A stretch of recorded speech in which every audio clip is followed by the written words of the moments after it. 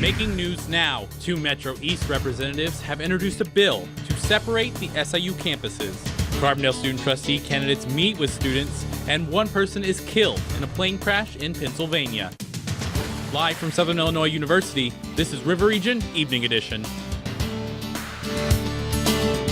A bill that would separate the governance of Carbondale and Edwardsville campuses of SIU is now in the legislature. Thanks for joining us tonight. I'm Taylor Vessel. And I'm Jacob Gordon. Evening Edition reporter Justin Broom is live in the studio to tell us more on how this could affect the future of the Southern Illinois University system. Justin.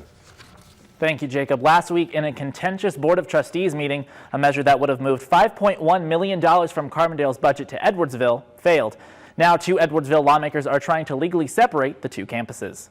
Democratic State Representatives Jay Hoffman and Katie Stewart, who represent the Edwardsville campus area in Springfield, introduced the bill after last week's Board of Trustees meeting.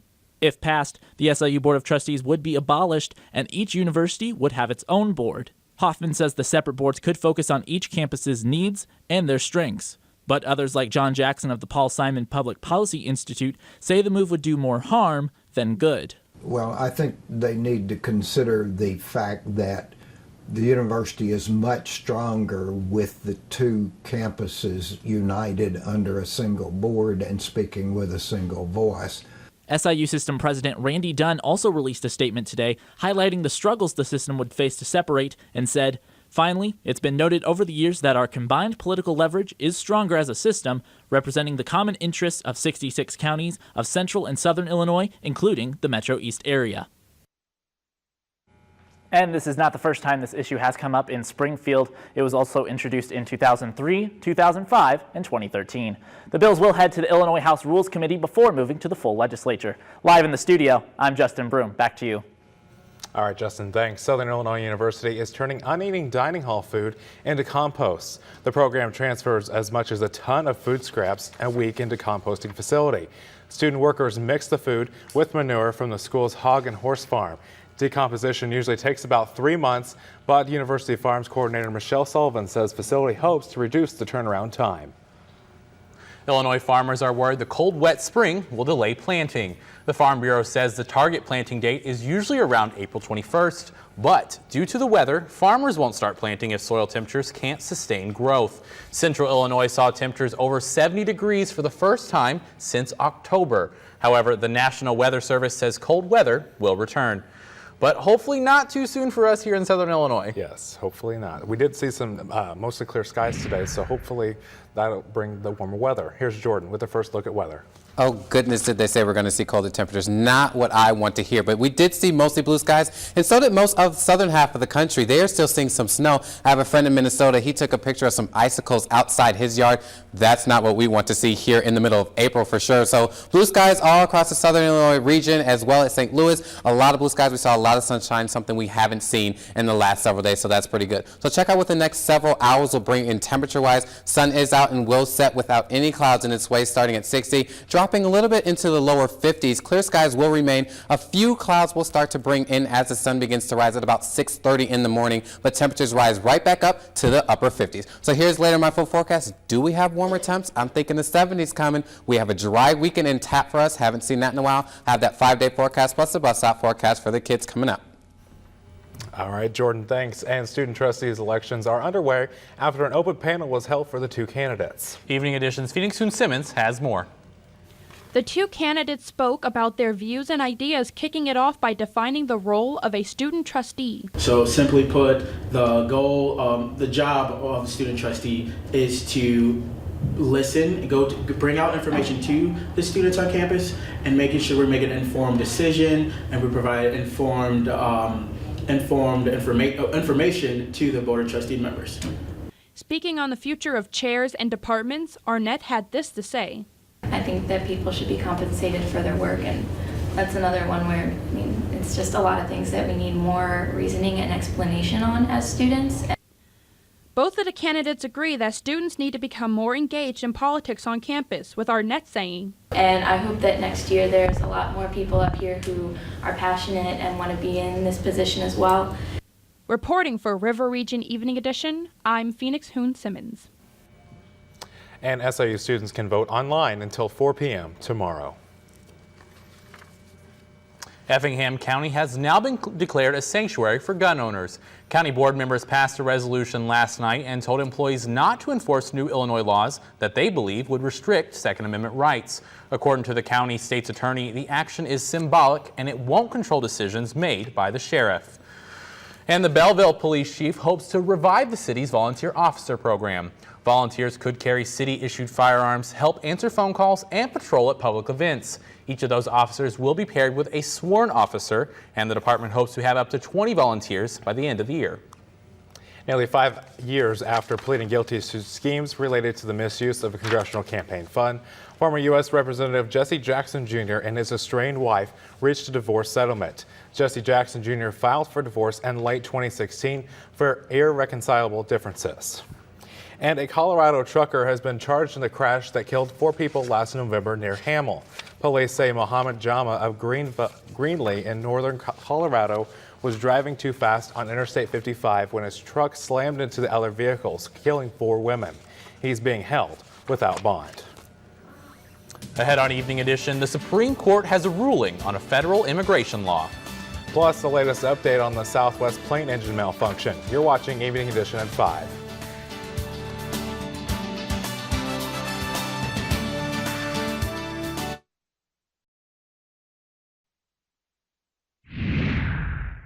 One person is dead after a Southwest plane blew an engine on a flight from New York to Dallas. 7 others were treated for minor injuries. Passengers say a piece of shrapnel from the engine broke a window. We dropped probably from 30,000 feet to 25,000 feet, and then the pilot just kind of regained control. One woman was partially sucked out of the window due to the pressure change before a pilot was able to make the emergency landing at Philadelphia International Airport. Yeah, I never thought that I would ever compare the leadership style of a president of the United States to that of a mafia boss. The much-awaited book by former FBI Director James Comey came out today, but reports say sales weren't as high as expected. One D.C. bookstore said that there were more journalists than customers. Comey says his book isn't about Trump, but rather about his experience with the FBI. And there may soon be some new cries on the Senate floor from babies. Illinois Democrat Senator Tammy Duckworth submitted a resolution that would allow senators to bring babies under a year old onto the Senate floor. After giving birth to her daughter last week, Duckworth hopes to create family-friendly work policies in the Senate. That resolution must first pass the Rules Committee before going to the Senate floor for a full vote. A police officer in Texas was flown to a hospital after being shot multiple times. Deputies responded to a call at a home early this morning when a man came out of the house shooting a rifle. Officers returned fire and shot that suspect at least 22 times. The suspect's condition is unknown, but a second officer was injured in the firefight by debris. The Supreme Court ruled today on an immigration case that put President Trump's nominee to the High Court at a center of deportation issue. Omar Jimenez has more from Washington. Unconstitutionally vague. That's how the Supreme Court described part of a federal law that they invalidated Tuesday. That law had required the mandatory deportation of immigrants convicted for some, quote, crimes of violence. Neil Gorsuch, often touted by President Trump as one of his major accomplishments, joined the more liberal justices for the first time in his tenure on the court for this 5-4 majority ruling. It's a case that originated during the Obama administration. It had been filed by a Filipino immigrant after an immigration judge deemed him removable because of 2 prior burglary convictions in California. The case has been closely watched because of the Trump administration's emphasis on limiting immigration and increasing deportations, especially among some immigrants who have been convicted of any criminal offense, charged with any criminal offense, or even suspected of having committed acts that constitute a chargeable criminal offense.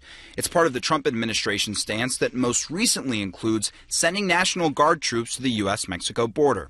We're going to have as many as 4,000 National Guardsmen come. They can help.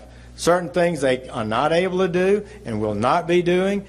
The White House says they would not perform law enforcement activities, but would assist Border Patrol agents. Back in court, whether it's the initial travel ban or the timeline for DACA, the Supreme Court's decision now joins a string of recent moves by the judiciary that have constrained executive actions on immigration. In Washington, I'm Omar Jimenez. 5 men charged in a Florida State University hazing death agreed to plea deals yesterday. Last November, 20-year-old Andrew Kofi was found unresponsive after a party hosted by the Pi Kappa Phi fraternity. 4 of the men will serve 60 days in jail for 4 counts of misdemeanor hazing. The last will serve 30 days in jail, and all will avoid a felony charges and a trial.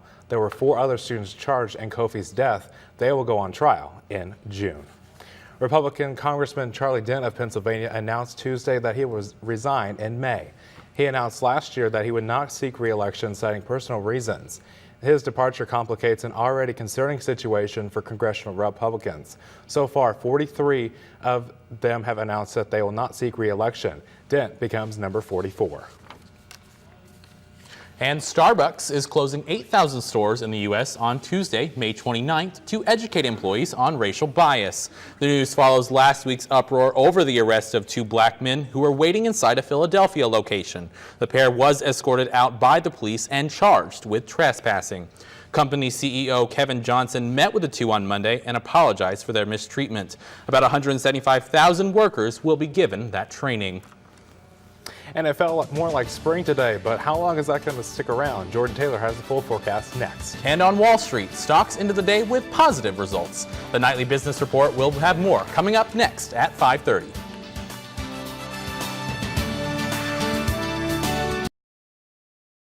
That.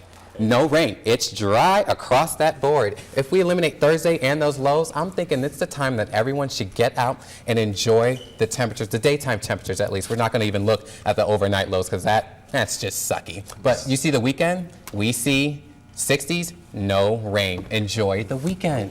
But if I send you a viewer photo, will you actually use it this time? And that's if you take it and it's nice and I like it and it's weather related. Of course it's weather related. I'll go show some of the dry conditions we have. No rain. Nice No rain. skies. I like it. Get out and enjoy the weekend, guys. For sure. All right, thanks Jordan. And now we'll turn it over to Patrick Cotto with a look what's coming up next in sports. Patrick.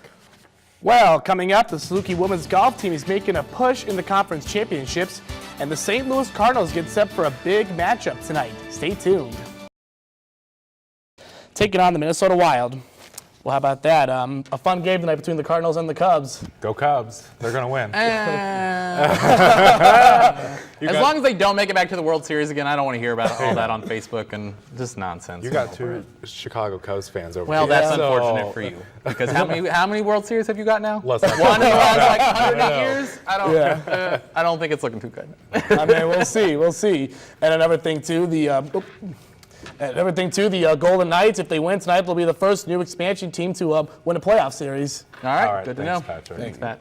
And Jordan says spring temps are on the way, but how long are they going to stay? He has your 5-day forecast next. And students celebrated Arbor View campus today. We'll be right back.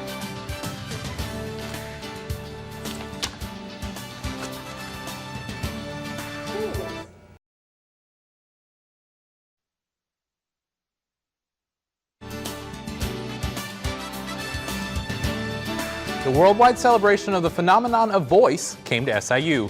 The Communication Disorders and Sciences Program Rehabilitation Institute sponsored an informational booth and a TED Talk in Guyon Auditorium. Advisor Maria Franca told students the importance of vocal hygiene and not taking your voice for granted. And finally tonight, Arbor Day is coming up next week, and some SIU students planted trees outside the communications building to celebrate. The 2 groups of volunteers worked 2 hours today, planting trees in between the communications building and the parking lot. The trees will provide shade to the area to help SIU become a greener campus. And I did saw them planting the trees, so there's quite a bit of trees out there.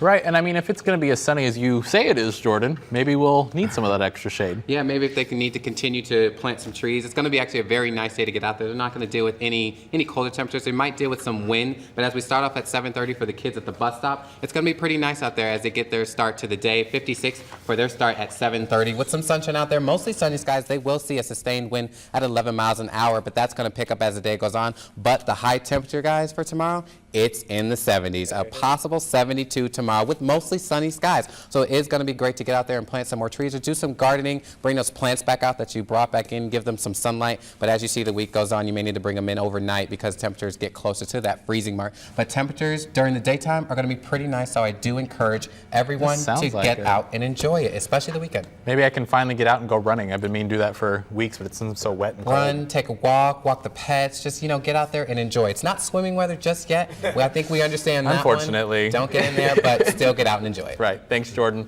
And thank you for joining us tonight. Follow us on Facebook and Twitter at River Region News. Our webpage is riverregionnews.wordpress.com. I'm Taylor Vessel. And I'm Jacob Gordon. For Jordan Taylor, Patrick Cotto, and all the students who work on Evening Edition. Have a good night. We'll see you tomorrow.